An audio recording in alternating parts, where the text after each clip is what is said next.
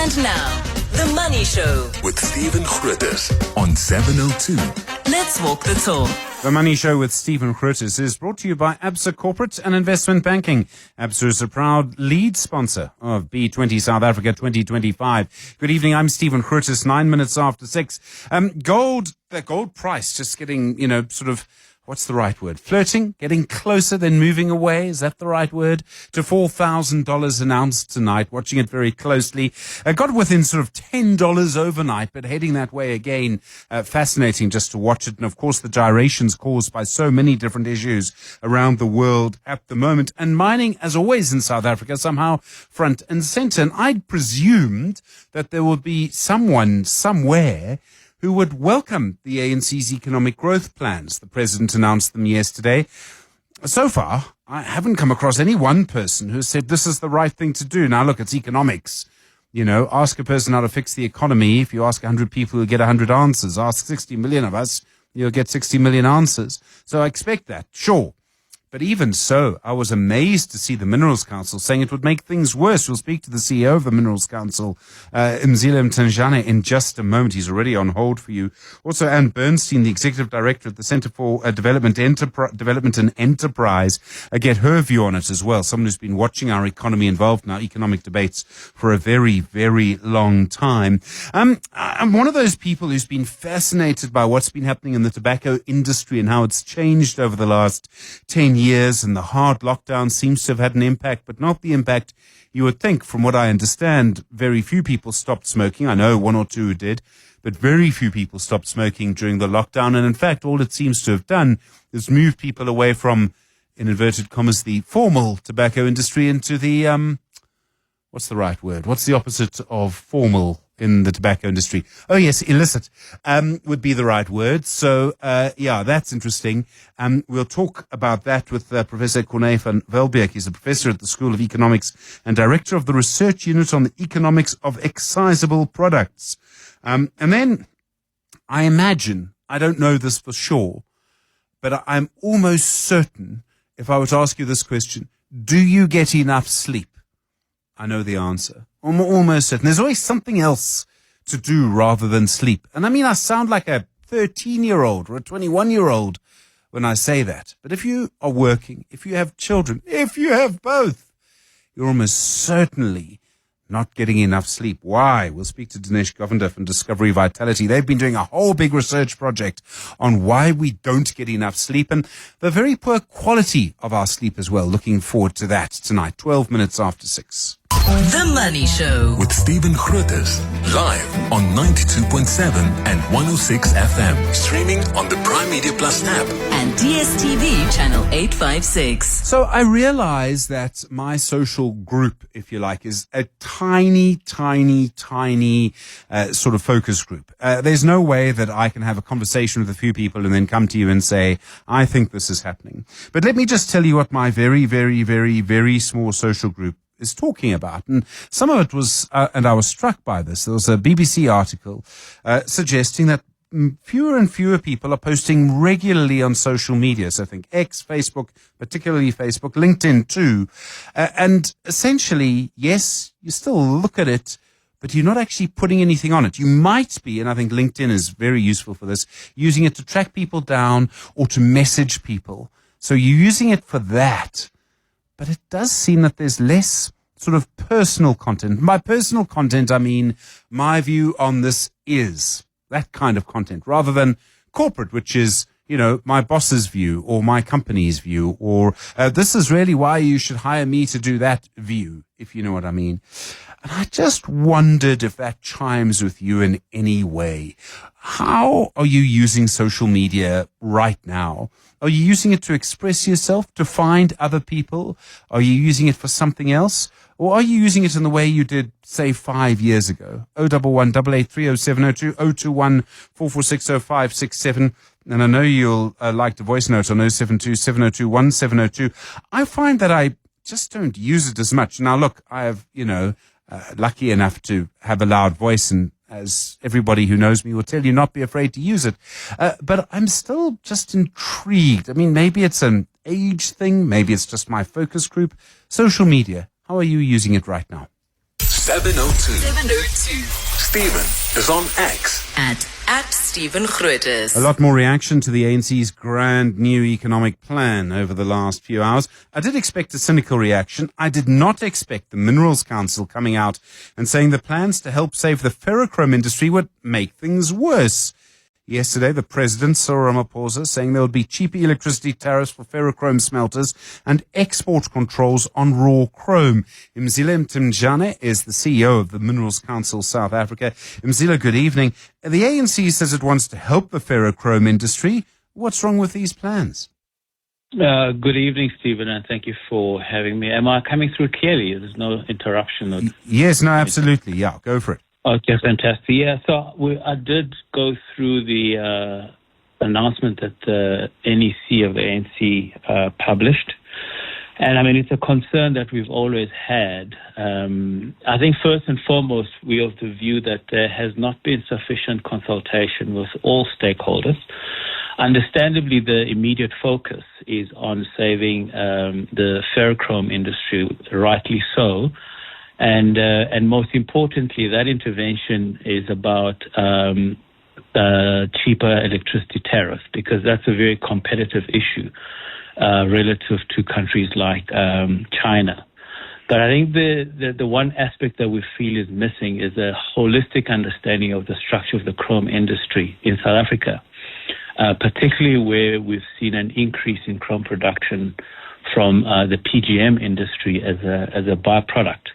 And what is being proposed in terms of a chrome tax is not going to have an impact, certainly in the first instance, in as far as increasing beneficiation, which we are fully in support of, because the issue is not one of a shortage of chrome for the beneficiators.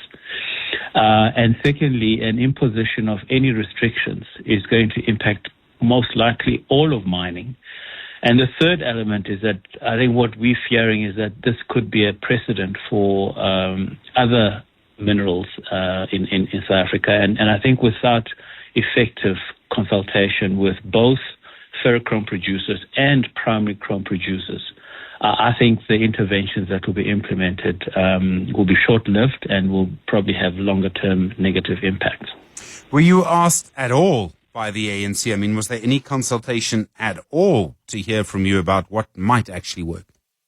No, there was not. There was conversation with some of our members who are ferrochrome producers, but there was not engagement with the rest of our members in the chrome industry who produce chrome. And I think it's important that their perspective is heard. Because I think we share in the concern for low growth, low investment in mining, certainly the current state of the fiscus and the lack of capacity to invest and stimulate and harness private sector investment. And we believe that these interventions could potentially even harm the current benefits that we're getting from export of chrome. And a much medium to longer term perspective needs to be taken in terms of how we come out of this situation. What would work? I mean, if the ANC came to you now, Mzila, and said, look, we want to change things, we want to help the mining industry, we want to help the ferrochrome industry, I mean, what would you suggest?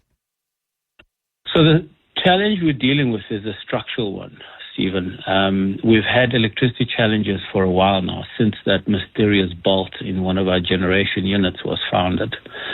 And there has not been sufficient investment in electricity. South Africa has been a country that beneficiates for a long time, and it was largely as a result of cheap electricity from Eskom.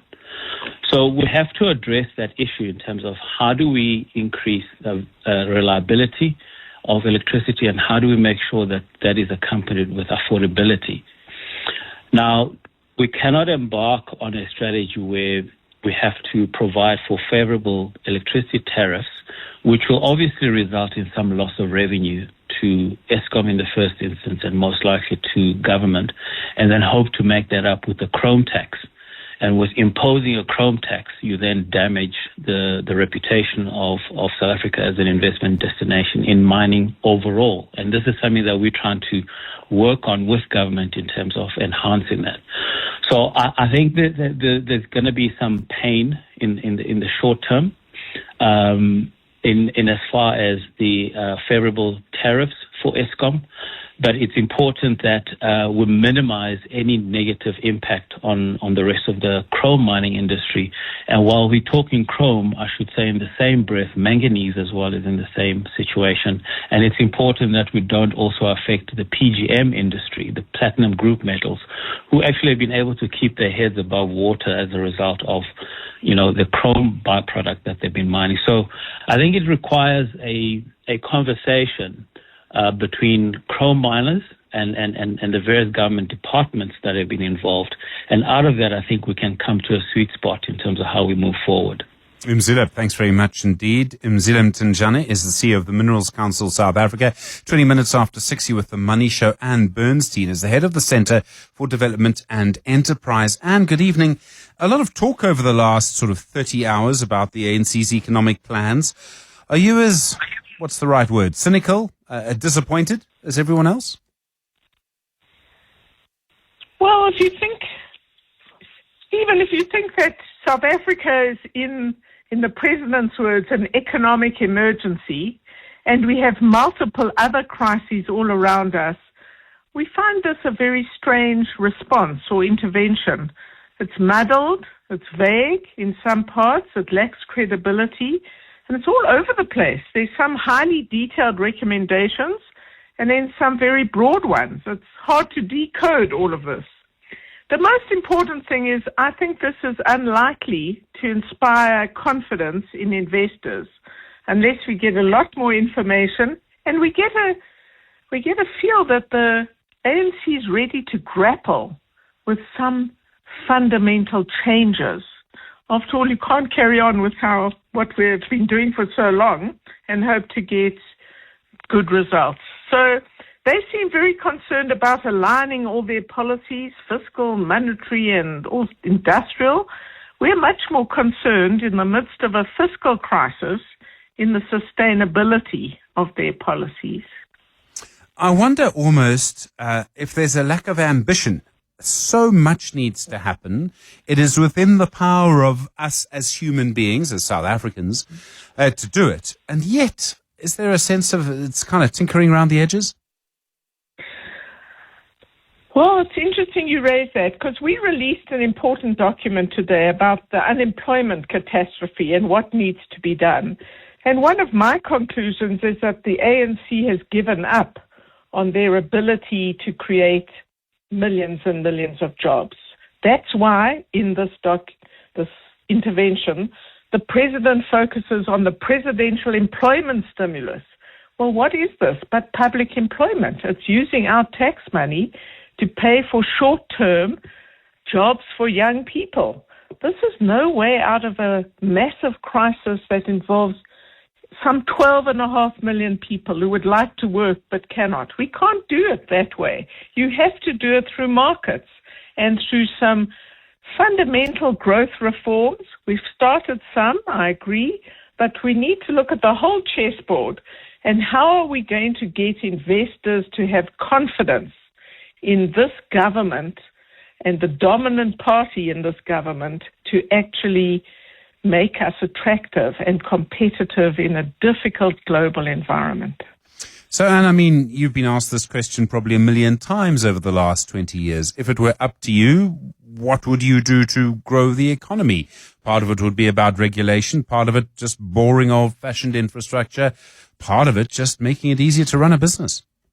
Well, and part of it is stop doing what we called in a document in 2023, stop the anti-growth agenda. What's the anti-growth agenda? Well, it's various policies and actions from foreign policy to the NHI to a badly worded expropriation act. Stop it. These all hinder investment. So you have to look at the whole chessboard. You can't just look at when the president talks about his reform agenda, which sounds good, and you think, well, yeah, go faster, go deeper, hurry up. You have to look at everything else they're doing that are also priorities. And so I would say you've got to think hard about all the choices that are involved in growth. This is an economic emergency, and we have to do things differently. The president tells us in this document that from now on, merit appointments, or however you put it, professional appointments are non-negotiable. And you think, well, so they have been negotiable up to now. How can I believe you? Why don't you start with your cabinet, for one? And Bernstein, thanks very much indeed. Do appreciate it. Head of the Centre for Development and Enterprise. Well, I made the point earlier, and let me just make it again, because perhaps you want to prove me wrong. I have not yet heard anyone who's come out in strong support of the ANC's growth strategy, of what was announced yesterday. If you maybe know someone who is, I would really like to hear their point of view. There are other sides to this story. 011 883 0702 0214 567, and of course voice notes this Tuesday evening on 072 702 1702. I have lost count of the number of conversations I've been involved in, often with you, about how to grow the economy. We have been talking about this forever. Actually got to do something at some point would really be the story. It's not rocket science. Many people around the world have done it.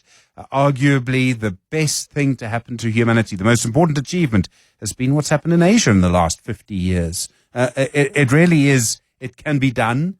There's no reason why we can't do it here. 26 minutes after 6. The Money Show. The Markets. Marco Efstathiou is the lead specialist for investment and trading sales at ABSA. Marco, good evening. Thanks for coming in tonight. All right, gold. I mean, at one point, looked last night, then looked again just before we were coming on air, in fact, that it was going to touch $4,000. Stephen, thank you very much. Absolutely. I mean, that move in the gold price has been phenomenal. And I think one of the main short-term drivers has been the government shutdown in the US. Lots of uncertainty, no data coming out of the US, and people rushing to safe haven assets, and gold is primary on that list. I mean, Bitcoin's also been hitting record highs, I presume the same reasons. I would think so. I mean, in my view, Bitcoin maybe not quite as a safe haven status as gold, but clearly investors do think that way. I think, for the longer term, we continue to see gold as quite a good trade. It's moved faster than we would have thought, but we still see it higher next year and the year after that. And there's a few reasons I think that are worth touching on. So firstly, US dollar weakness. We've seen the US continue to ease monetary policy. We've seen fiscal expansion, and that's resulting in inflation and a weaker dollar. We've also seen de-dollarization. So this is where central banks sell their dollars and buy gold. So they want to hold gold as a safe asset. ETF flows and investor demand. So as gold goes up, people want to buy it. And then finally, just all the geopolitical risks we've seen around the world has resulted in extensive safe haven purchases. And I mean, none of this, as you say, is going to go away. And yet, some of the mining shares on the JSE were down today. I mean, it was that simple profit taking where people maybe, the big argument, where's the peak? It does feel that way. And I think everyone, whenever someone has started to take a bit of profit here and there, we've just seen the shares continue to move high. And I think it's very difficult to fight the flow of commodity prices going higher. The rand looking quite nice against the dollar. How much of that is a weaker dollar? How much of that is a stronger rand? So a bit of both. I mean, clearly we've discussed the aspects that cause a weaker dollar, and we're likely to see those continue. But we've also seen nearly 160 billion rand of bond inflows year to date. That means that the rand is looking attractive, and you see it strengthen on the back of that, Stephen. And I think a lot of this has to do with the carry trade. The fact is that the US is cutting rates and will continue cutting rates over the next year, where the market still largely believes that we'll be on hold in South Africa, at least for the next 6 months. So yeah, that does have a big impact. And then for multi-choice and Canola Plus, I think most of us are just sort of touching on the fantastic headlines about the super app. No one wants to sort of change their subscription just now because you want to see what's actually coming. But there's a lot of technical stuff still happening on the JSE. Absolutely. So what Canal Plus needs is 90% of shareholders to agree to their 125 Rand offer. If they get that right, they'll be able to squeeze out the minorities and delist multi-choice. They have said if they get it all right, they will list Canal Plus as a secondary listing on the JSE, which will be quite positive. But still a little way to go. The deadline for that is Friday, and we'll know by Monday whether they've got that 90% level. It's interesting to watch all of that play out because at first it seemed regulatory issues might get in the way. The merger's taken quite a long time. I'm sure Canal Plus would have liked to have done it a little bit more quickly. But either way, it is now happening. A Canal Plus of operational control, and we'll see how different that company becomes. Absolutely. Marco, thanks very much indeed. Marco Evstathiou is the lead specialist for investment and trading sales with ABSA. Well, a lot changing at MultiChoice. Very interested just to see how it all plays out. We'll be talking about smoking and tobacco and the tobacco industry in the next couple of moments. Also, sleep. I don't know about you, but no adult I know says they get enough sleep. And no child I've ever had has ever really had enough sleep. Good evening. You're at The Money Show. It's 6:30. WhatsApp Stephen On 072 702 1702. 22 minutes to 7. I was asking you at the start of the program, how are you using social media? My focus group, tiny as it is, suggesting that, in fact, fewer of us, or we're putting stuff on social media a lot less often than we used to. How are you using social media? Hi, good afternoon. Stephen, Nora here in Heidelberg. Social media. Personally, for the past 2 years or so, I'm not posting anything anymore. I stopped posting. It's become a very toxic environment. And you just never know what is real and what is not. So I usually just catch up on news there or chat with some friends on Messenger. Other than that, no. Facebook and all of that, I no longer post anything. It's becoming too toxic. Hi, Stephen. I'm using social media to post specifically for my business or some ice cream pot. And I found that when I was using only Instagram, although I gain enough followers on Instagram, I have very huge followers. But the moment I started posting on TikTok as well as Facebook, then you'll find that customers who come will say that I saw the post on Facebook, I saw a video on TikTok, and only to find that I was only concentrating on one social media, which was Instagram. But although I was still getting enough business from that, but I got a lot more business from Facebook and Instagram as well. From now on, I post on all three of them, including Threads. Dr. Stephen, good evening, and good evening to the 702 lenders. Just a quick one. I'm not for the policies that they've put up as well. I'm not a fan of them. I don't think I fully support them. But I also don't fully support the DA's plans as well, because if you've not, everybody who is against the ANC's policies, mainly, a lot of them are against the ones that they call race-based laws, expropriation, things like NHI, and so forth. They go after those low-lying fruits. They don't go after the things that actually need to be done. They come against things like the Economic Employment Act. So can people come up with different excuses and come up with solutions and not just point out at specific things they do not like because they think they are race-based? Stephen, I'll tell you something. Out of the 33% unemployment figure that was published, out of that 33%, there's a percentage of people who are self-employed. And, because they're not formally employed, they're not counted as employed according to the statistics. And I think we need to really concentrate on that, because there are a lot of entrepreneurs, there are a lot of small businesses which require support in order to boost the economy. And the growth of the economy has been said that they will come up with ways to grow the economy, but yet they're not concentrating on what is important. Yeah, very interesting point. Did someone call me Ntata there? How dare you? I say that with lots of love. Thank you. It's interesting to talk about growing the economy. I just think we need to do something. I think that's really where we're at. It can almost be the wrong thing, but not too damaging. But let's just do stuff. And in terms of social media, certainly no one I know is sort of saying, I'm loving it. I'm enjoying it. I really want to get more into it. I just don't get that. I mean, George's message just saying, I think people are reluctant to air their point of view because of the almost militant attitude of people these days. People find it difficult to debate issues with an open mind. It's a case of I'm right and you're wrong. Don't you dare challenge my point of view. I think that's absolutely true, and it's one of the sadnesses about our debate. And I mean that here and everywhere else, is that debate gets reduced to just a few sentences, and it usually boils down to I'm right and you're wrong. No one goes on social media to change their mind. And Chris, thank you for this. Stephen, please change your X handle to I am I nearly said Groot, but Chris, I think you mean I am Groot. You don't know what I'm talking about? Well, I'll give you a hint. I wish I was, but I'm not. A guardian of the galaxy. 702 with Stephen Grootes. Email him on stephen@702.co.za. Just gone 12 minutes to 7. I found the dance the tobacco industry and government have been doing over the last decade quite fascinating. I mean, consistent claims that the tobacco industry, or parts of it rather, might have played a role in that decision by SARS to reduce its tobacco monitoring capacity. We saw during the hard lockdown, the ban on tobacco products didn't make sense to me then, doesn't make sense to me now. A suggestion now that, in fact, we're still not getting nearly as much money from the industry as we should be getting.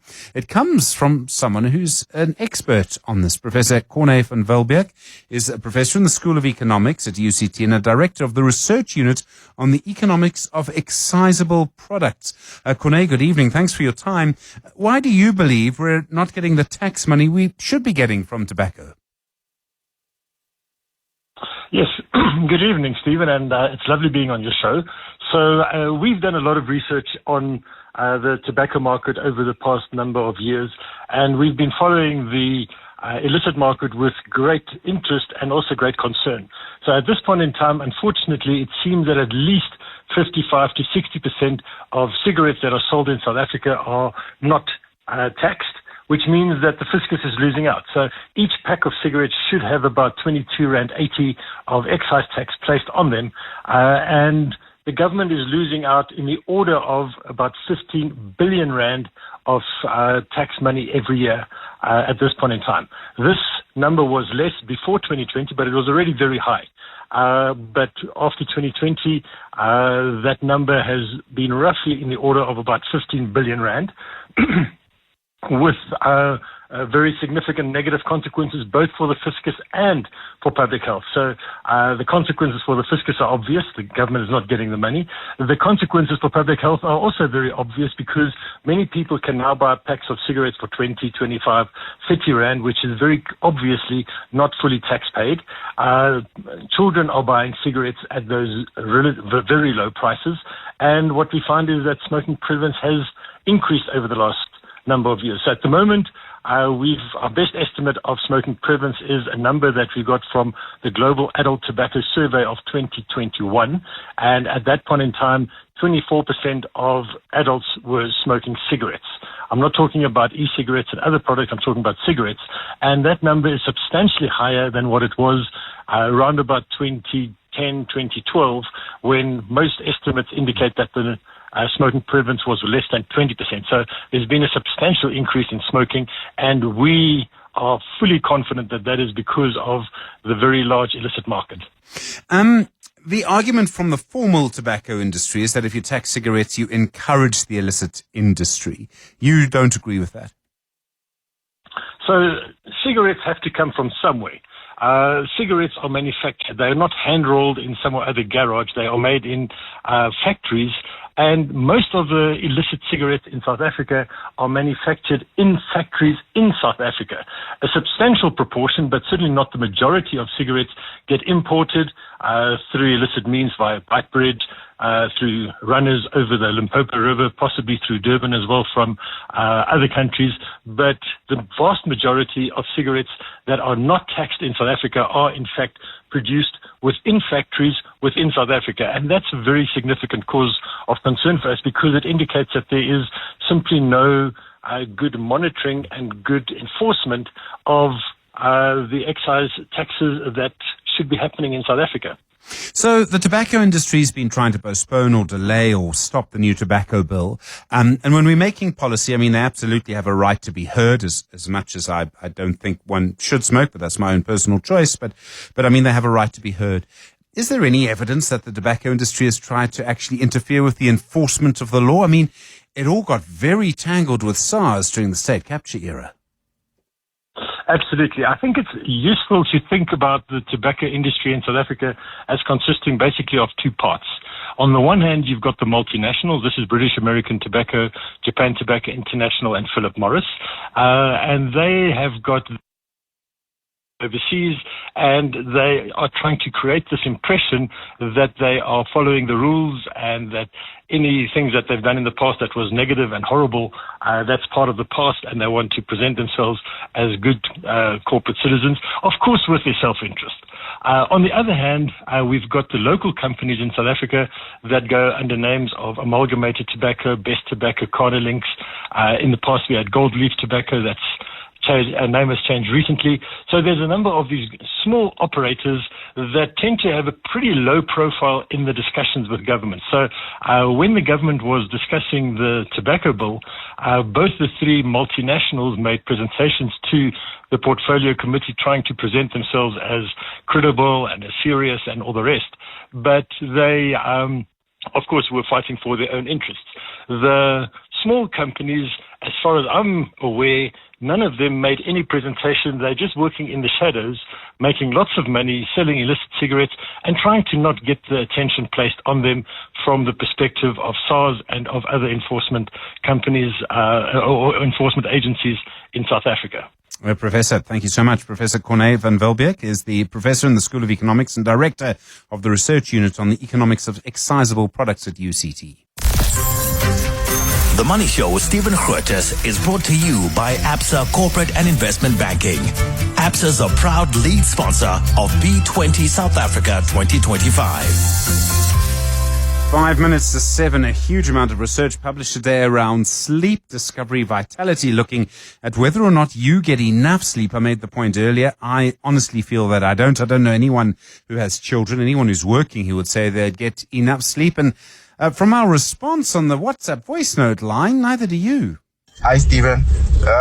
Regarding your topic for are we sleeping enough? I'm one of those who I can say I don't sleep enough.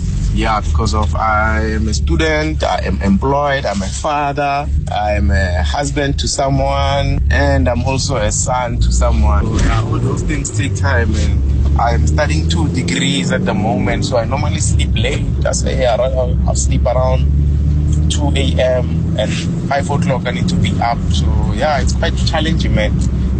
Yeah, it does sound very challenging. Dinesh Govender is the CEO of Discovery Vitality, which unveiled this research today. Dinesh, good evening. That might be an extreme example, but I think we all kind of feel the stress. We just don't get enough sleep.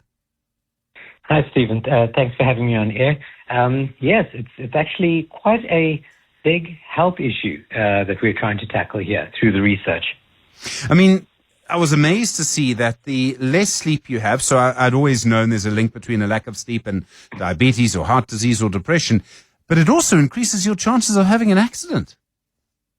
On the one hand, it's fascinating. On the other hand, it's shocking. So we've always spoken about sleep being a health issue, but there were 2 stats that really stood out for me in the research that sort of summed up why we have to do something about it. The first is, to your point and to the listeners' points around the health risk. If you sleep badly, you've got a 22% higher chance of death. And that's quite shocking. And it's linked to heart disease, diabetes, depression, etc. But the point you're making is equally shocking, which is poor sleep is linked to 36% increase, higher risk of motor vehicle accidents. And this compounds with time. So you've got sleep debt that accumulates, which means if you sleep bad one night, you're worse on the roads. But if you sleep bad 2 or 3 nights in a row, your risk goes up quite exponentially. And our data has reflected this and sort of created a groundswell of excitement within Discovery to do something to solve this epidemic. I mean, if you ask people why you're not getting enough sleep, they probably fall into 2 camps. The one is just simple time, right? There's too much to do in a day, as we heard a moment ago. The other, and this Tammy has messaged us on this saying, I struggle to get proper sleep. I sleep at 2 p.m. and by midnight I'm awake and I struggle to get back to sleep until the next day. Insomnia is a major issue. People, even if they're in their bed, can't sleep. So we've actually seen that. So Dr. Ronald Whelan, my counterpart, the CEO of Discovery Health, has talked about over 200 million rands in health claims that Discovery Health Medical Scheme plays out to chronic insomniacs, to treat insomnia, sort of obstructive sleep apnea, restless leg syndrome. So it is a growing concern for us. I think the starting point, and that's why it's important to sort of take a step back, because we hear the same thing when it comes to physical activity, and we hear the same thing when it comes to nutrition. And from a vitality perspective, we've used the data to sort of create the business case And then we use our shared value model to then say, how do we change people's behavior? Because people say they don't have time for physical activity, they don't have the time to prepare nutritious meals, and now people are saying we don't have the time and there's too much stress to get good sleep. So we've been working on how do we take these problems, societal problems, and come up with ways in which to solve them for our members. And we believe that's possible with sleep. We're doing it through creating a vitality sleep score, a sleep rewards incentive system, but ultimately, to your point, even if you get sort of we'll improve the lifestyle behavior of many people to get them to sleep better. I mean, you shouldn't be going to bed at 2 p.m. As a starting point, so getting the right behaviors in place, helping members develop better sleep habits, and then one of the outcomes being identifying people who have clinical issues like chronic insomnia, that we can then send them through the healthcare system for proper clinical treatment. I mean, Dinesh, you've got 20 seconds, but if you, no matter how you feel, wake up, do some exercise before breakfast on the first morning, you will eat better during the day and you'll definitely need to sleep after that. That's right. I mean, that's what we're trying to get people to do is eat well, exercise well, and just practice a few good habits. The one thing I'd give advice to people is the 1-7 rule. Go to bed within a 1-hour time window every night and sleep for 7 hours. And if you can do that, if you can build that habit, you'll be improving your health in a dramatic way. Dinesh Govender, thanks very much indeed. CEO Discovery Vitality. I would add to that, take your cell phone. You're looking at it right now. Open the window and gooi it as far as you can. It's 7 o'clock. And now, The Money Show with Stephen Grootes on 702. Let's walk the talk. The Money Show with Stephen Grootes is brought to you by Absa Corporate and Investment Banking. Absa is a proud lead sponsor of B20 South Africa 2025. 9 minutes after 7, good evening. A fascinating response to the question tonight around how you're using social media. A little bit of a mixed picture emerging, but still quite a few people saying they're just moving away from it. I do think there's what's that phrase that everyone talks about in advertising and artificial intelligence? Authenticity. And social media, I think, sort of breeds inauthenticity. What I suppose you could call IA, really is the issue that you're battling with, I think, with social media and with artificial intelligence at the moment. We will talk, and we'll have our sort of green feature in just a moment, but we will talk about government's incentivization of solar power. Do you remember that? The tax incentive and all of that. We'll talk about that with Jonty Sacks in just a moment. Also, Dr. Rutendo Ndwingwi, he's already here actually, preparing to speak to you in a few moments about what's happening across our continent. Then don't forget, from 7:30, how to make money out of the boom and how to make it work for you. Warren Ingram, of course, the person to talk to about that. Looking forward to that conversation because so much, of course, going on there. Keeping a very close eye on the gold price tonight as well.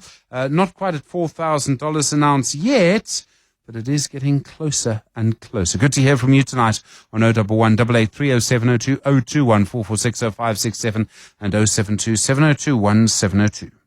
WhatsApp Stephen on 072 702 1702.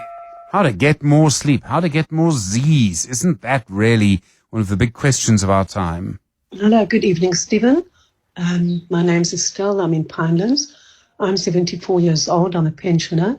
And you would think we have no worries, so we should be able to sleep properly. No, we don't. We have money issues, health issues. So if I get 3 nights a week with 4 hours in a row, I consider myself very, very lucky. Money is tough. There's obviously very little coming in and very little available. But, I would love 3, 4, 5 nights a week of 7 hours. It just doesn't happen. I feel for all those who don't sleep.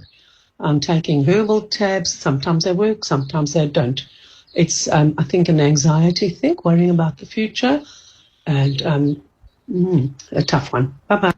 Sure. Wow. I would find that very difficult to have such little sleep. But, maybe that's coming my way. Who knows? 11 after 7.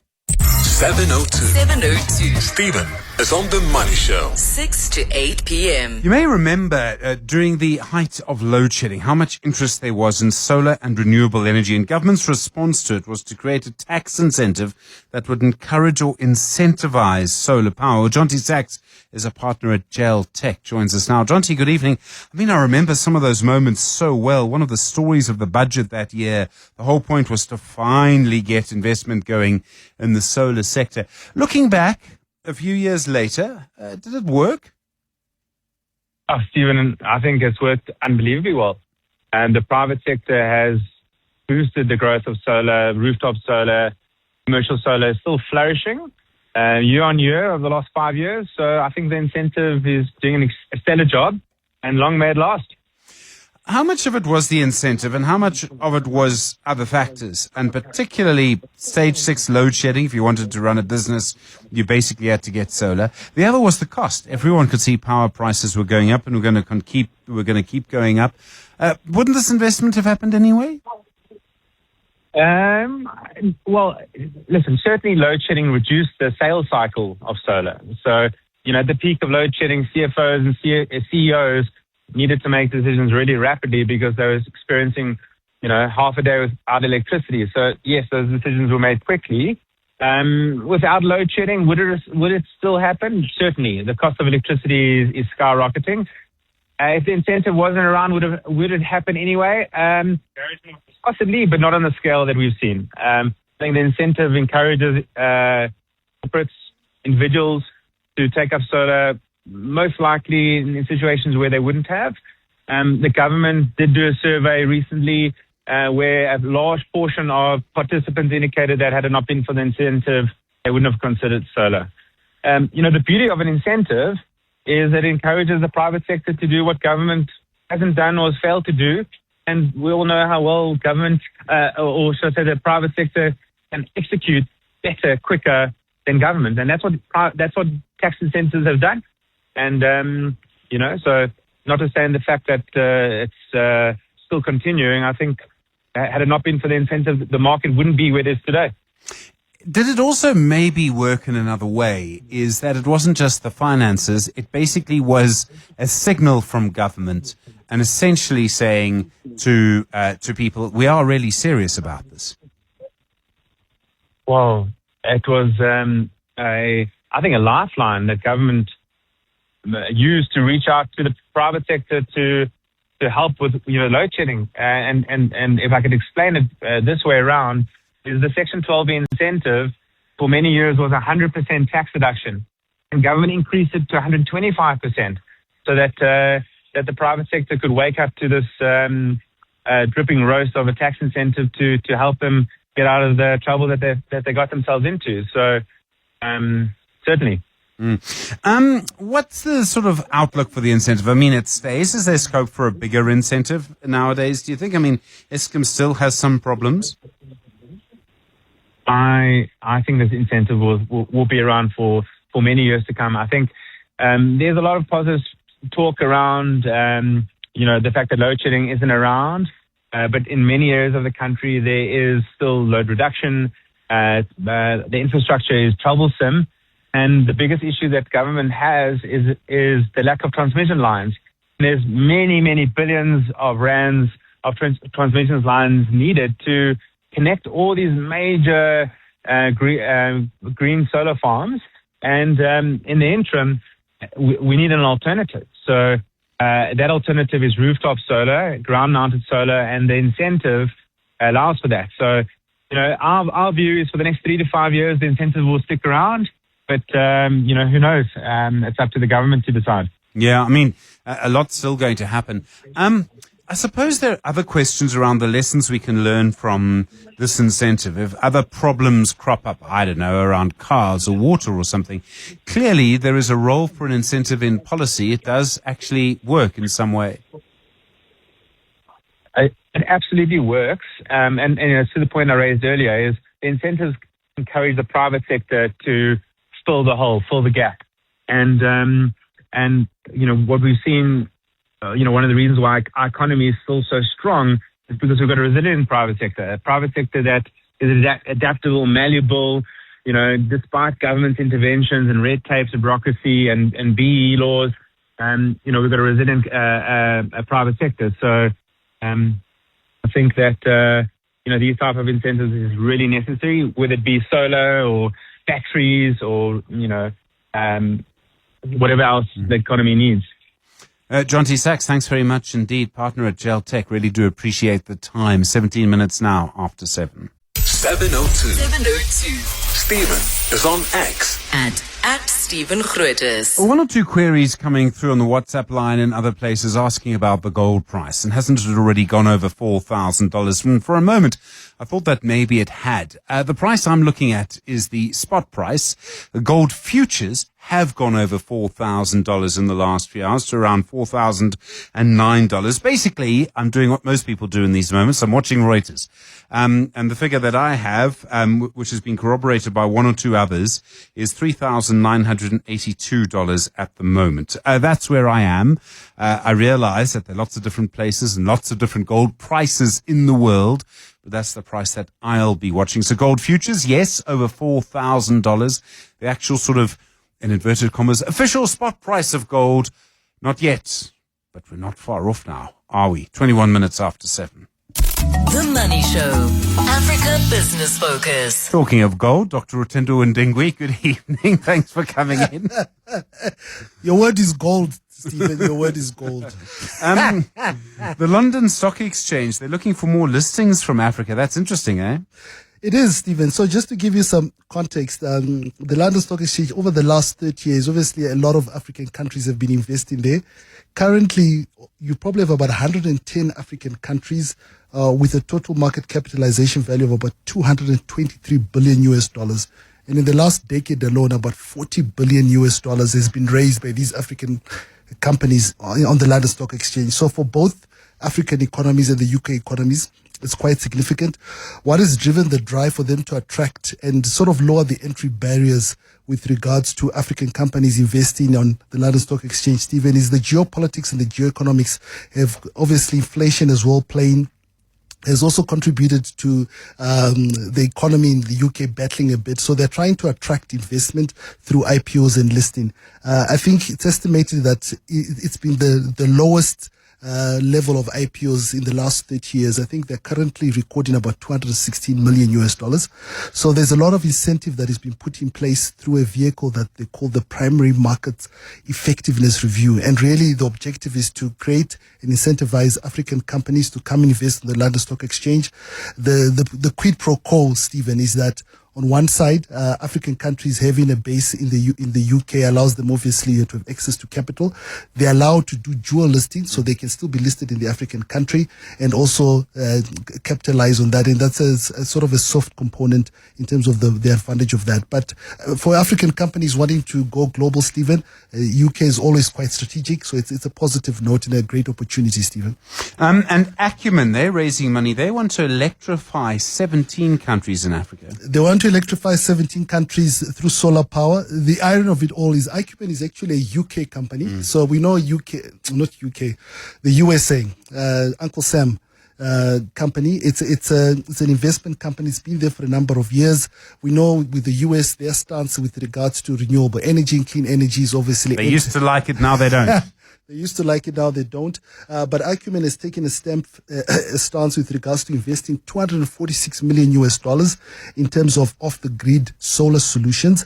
They've made quite some good track record within Nigeria and Kenya, and they've got models that are tried and tested there, Stephen. They've partnered up with Green Climate, British International, and the IFC. And really, if you know, with the Mission 300, and this is a great initiative happening on the African continent, we know that about 600 million people in Africa still don't have access to electricity. And Mission 300 is to reach 300 people by 2030 and give them access to electricity. So it's a great initiative. It's coming out of the US, out of all places, but it's going to make a positive impact on the economies and people's lives, which is a great story to tell, Stephen.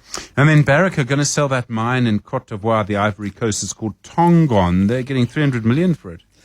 $300 million of good US dollar cash. Barrick Mine, a Canadian entity, has been around for a long time. They're trying to strengthen their balance sheet. And by obviously making the sale and giving it to the local Ivorian Coast entity, I think it's called Atlantic. On one extent, the actual quantum of value that Tongan contributes to the Ivory Coast is $2 billion Stephen, per annum. So that's quite big in terms of jobs, in terms of the value chain entirety. But the reason they want to do it on their side is they want to strengthen their balance sheet. The upside for the Ivorian economy, Stephen, is that at the end of the day, they're able to get ownership of an ongoing, and it's a gold mine.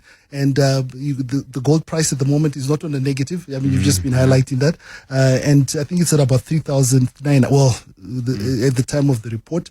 But either way, it's a good story to tell, Stephen, in terms of both for the Barrick mine as well as for the Ivorian government and economy. And then in Malawi, the government stopped operations at the Salima Sugar Company. What happened here? Yeah, so, obviously they've just had a new president, so maybe... Maybe the lesson is that not everything is sweet with the new leadership. Used to like sugar, now they don't. They used to like sugar, now they don't. It's actually unexplained, Stephen, because I mean the Malawi, as you know, is a small economy, $11 billion GDP. Year-on-year growth from a GDP perspective is 1.8%. Yeah. Well, I mustn't say that because in South Africa ours is not great as well. And GDP per capita is $500 million, $500 per capita. There was a directive that came from government, and it's a state-owned enterprise. They produce about 22,000 tons of sugar per annum, and revenues are like $1.4 million. In the bigger scheme of things, that's not a lot, but for the Malawian economy, it's quite a lot. And on top of it, they employ hundreds of people and they look after thousands of outgrowers. So there was a directive that just came and said stop producing. It was shut down. There's no political or economic reason given for it. So it's a bit of a concern. But otherwise, Malawi is trying to reduce the import of sugar and through export. And obviously, it'll be interesting to see how this story pans out, Stephen. Yeah, there'll be something there. And then Tunisia, they've got a biotech that's turning blue crab waste into what? Be careful on the play of words. So the blue crab apparently produces about 5,000 tons of waste per year. And that's more than one blue crab. That's more than one, and that's a lot of crabs. Sorry, I just had to tell you that I was tempted for a long time to say that. But there are two dangers that it poses. One, it impacts the ecosystem, which from a coral perspective, and two, it eats a lot of the nets for the fishermen. So the upside is that a biotech has invested in technology that allows them to produce a product, a pharmaceutical grade product called chitosan, which is a biodegradable component that can be used in medicine, in agriculture, in plastics. The government of Tunisia is supporting these guys. And the positive thing is that it's a technology solution that's come up from Africa. It's created by Africa. Tunisia gets about $24 million per year in terms of VC tech funding, which amounts to about, makes it 11th of the continent. But ultimately, it's a great solution. Technology, ecology, and blue crabs waste, all contributing to Africa's positive growth and making the right impact, Stephen. Put that into an AI image engine and see what you get. Dr. Otendo Windengwi, thanks very much indeed. Founding Director at Tribe Africa Advisory, author of the book Rumble in the Jungle Reloaded. 28 minutes after 7. The Money Show. Personal Finance with Warren Ingram. Well, don't forget, Warren Ingram is a certified financial planner at Galileo Capital. It's 23 minutes now to 8 during the time. Over the course of the last few months, pretty much every time I've spoken to you, there's been a new record high in the US or for the JSE. I'm talking about the indices, the AI bubble, everything that is sort of working together. Tonight, Warren, we're talking about how to invest during a bubble. And I just need to start with this question. When you actually have, I mean, bubble's a big word, but when you have shares moving up like this, does it really matter where you invest? Isn't everything going up? Aren't all the ships going up at the same time? If only that were true, Stephen. I think if you look at the JSE as an example, we've got our market is performing very well, but when you break it down, it's a handful of mining shares and then the NASPAS process, a combination, but pretty much everything else is doing okay. I mean, the JSE is probably having a fairly normal year. But when you look at the index tells you that it's having a phenomenal year. So there is a lot going on inside the JSE, and I think exactly the same picture is unfolding in America, where you've got those tech shares that are just driving everything through the roof. But there are, a bunch of other companies that are doing okay, probably a lot more expensive as an average than South Africa, but still, two separate markets. I think I saw an analyst talk about the bifurcation of the market, and I guess you have to say that phrase very carefully on radio. But certainly, it looks to me like two different parts of the market performing differently throughout this year, and probably will carry on like that for a while. Okay, some strategies to consider. Where do you sort of start? What do you need to work out? And I imagine first you need to know what you're actually going to do. You need some clarity in your own mind. Yeah, I think I know you love the phrase, in the investment journey or the financial freedom journey. So just to really double down for you, I think when you're going in a direction, you need to know where you're going. And it sounds like such an obvious thing to say, but a lot of the time when you talk to people about investing, they'll invest opportunistically. They'll see an opportunity in maybe a falling price. I keep thinking about Steinhoff, getting lots of phone calls once the share price had halved, and people saying, gee, isn't this an opportunity? And equally now, when you look at the tech shares or maybe the cryptos again, people going, well, hang on, these things have gone up a lot. Shouldn't I buy in so that I don't miss out? And all of those are kind of questions that you should ask second. The first question is, what am I doing with my strategy? Where am I going with my money? How do I want to invest? And then have that plan, and then make decisions following that plan. And I think that, it's fair to say with the world of investing, sometimes like a fairly bad plan that's well executed is way better than no plan at all, where you just sort of aimlessly try and take advantage of opportunities, because you end up not making any good decisions, and every now and then you're lucky. And what happens with that little bit of luck is it fools you into thinking that you've got this, that you've got some kind of a skill. And really all you've done is you've flipped a coin, you've landed on heads, and now you feel, that you've got this. So I would say, we don't know. You and I and no one else will know exactly how these market conditions unfold over the next decade. And we can't wait for a decade to look back and go, oh, gee, that's what we should have done. We have to make decisions now.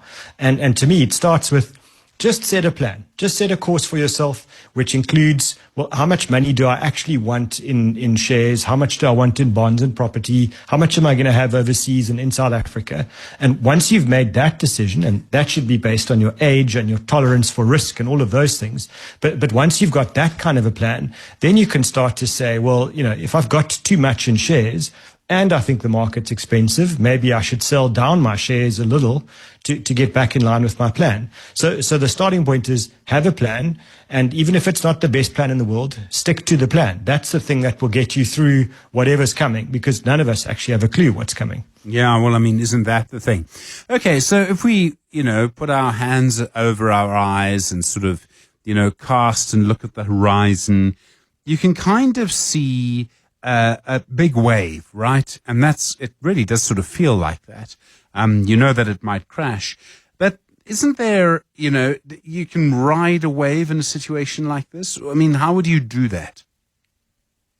You can, and in fact, fund managers will talk about momentum investing, and that's exactly what it is. You take advantage of building momentum where more and more money chases a particular investment theme.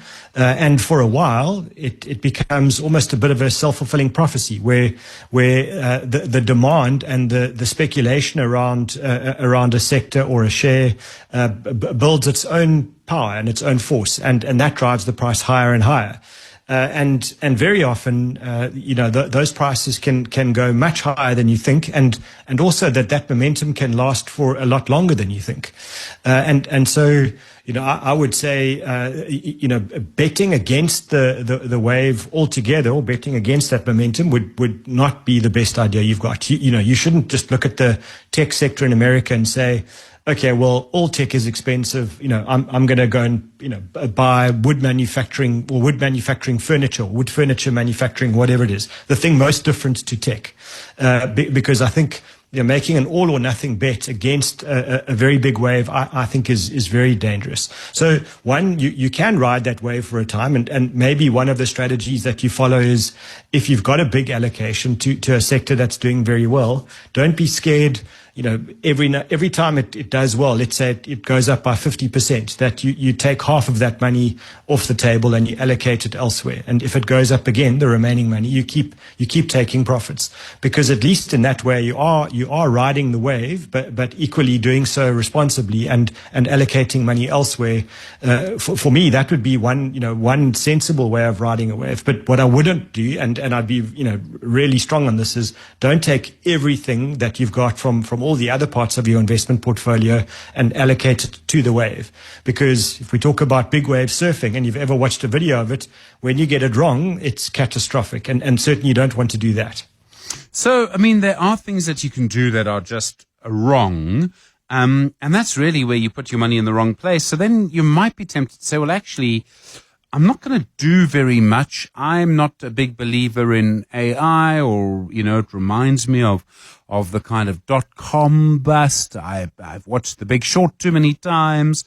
What happens if you opt out?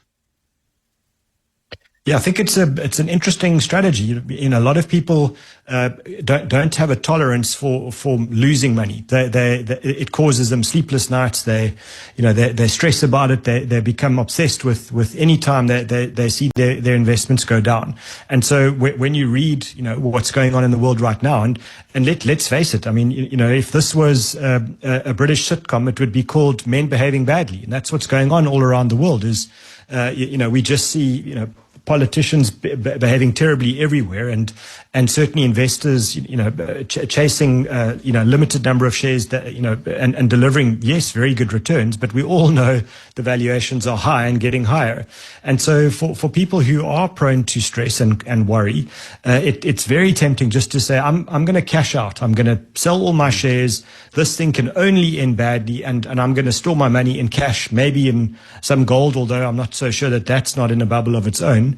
And I'm going to wait for everything to kind of, sort itself out. I'm going to wait for the markets to fall, and then I'll consider investing again.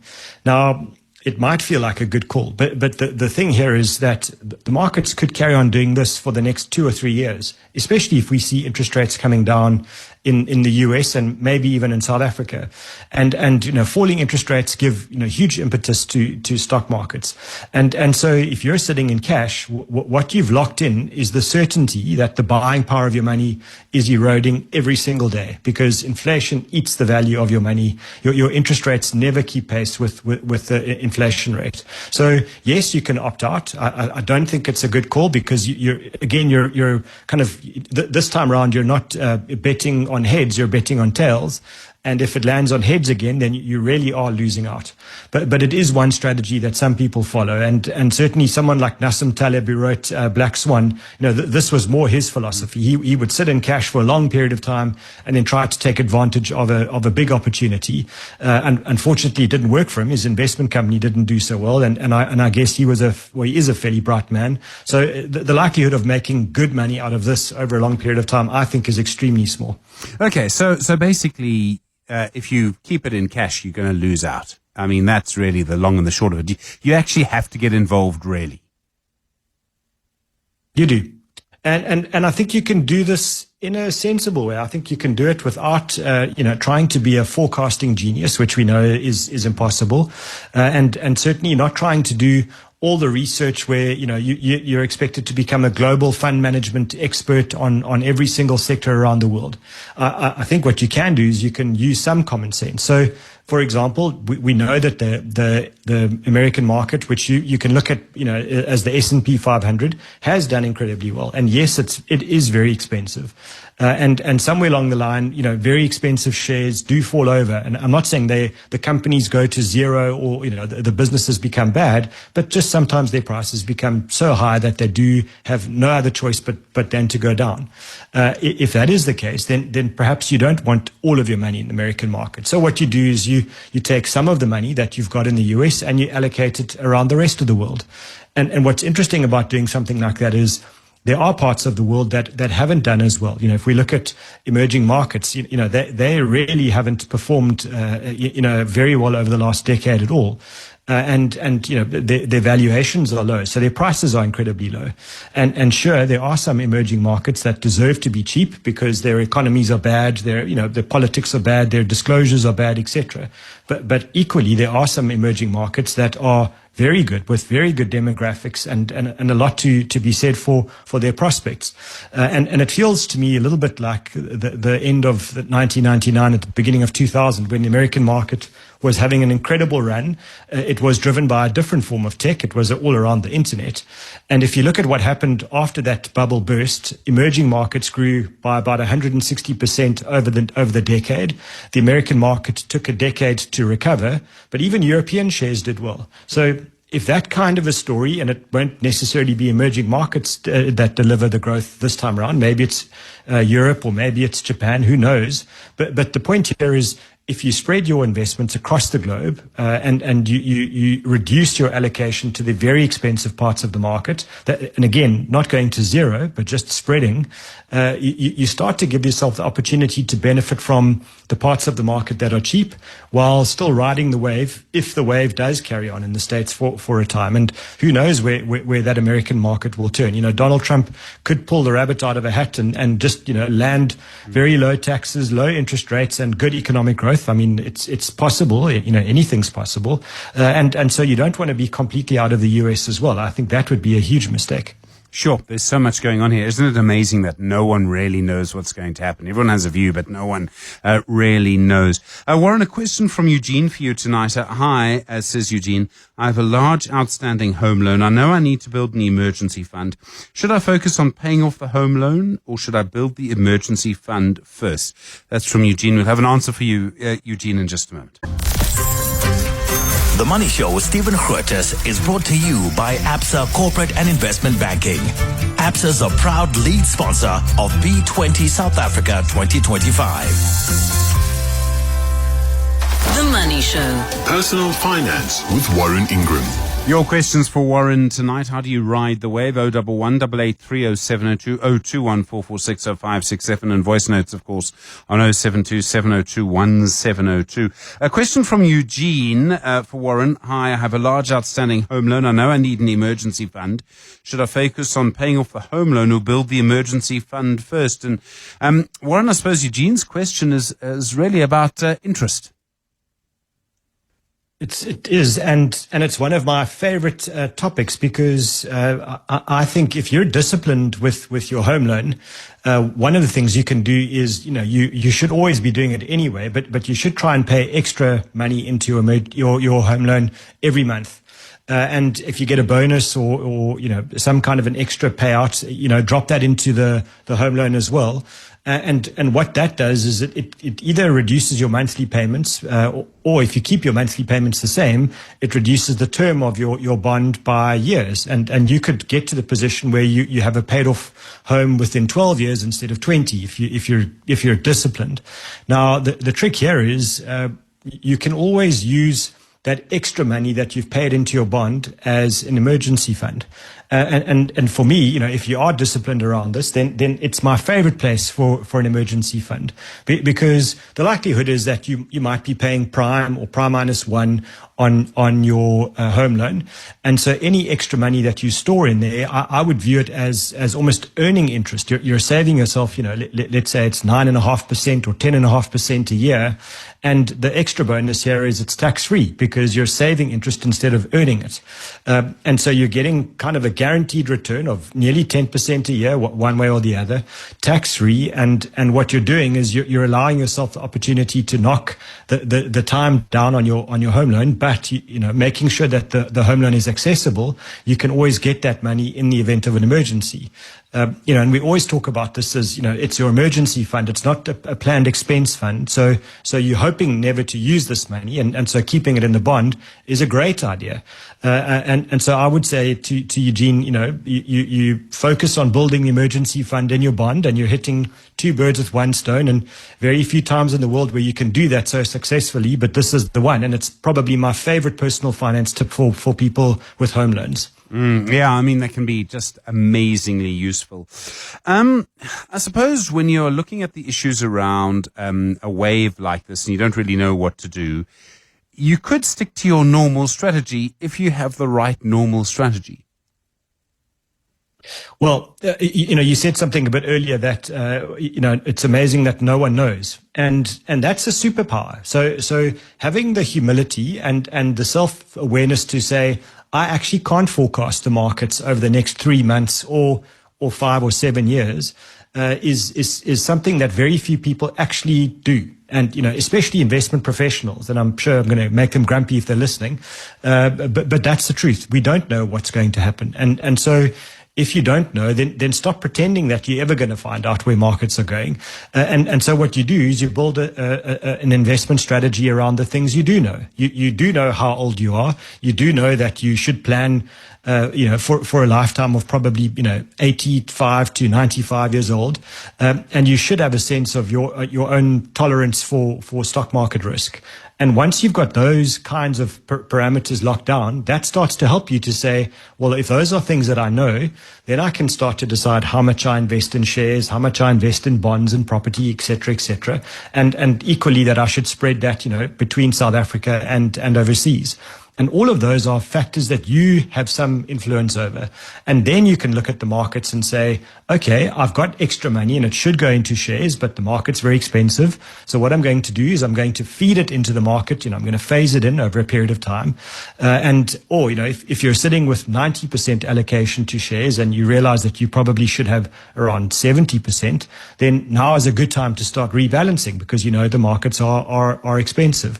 And so you can phase that exposure out. So you can use your life and your circumstances and your plan to make very sensible decisions. And the reality is you're never going to be perfectly right, but you could be reasonably right most of the time, which is a heck of a lot better than most of the big fund managers out there. Isn't it just another reminder that investing in like this personal finance is a long-term game?